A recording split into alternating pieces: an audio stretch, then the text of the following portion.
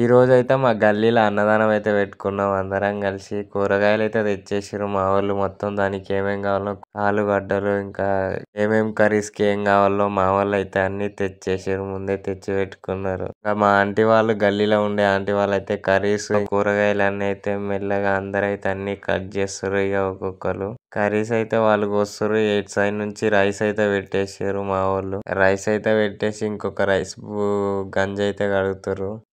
పప్పు కర్రీ అయితే అంటుతుండే ఈ అంకుల్ మంచిగా కలిపిండు 2-3 సార్లు.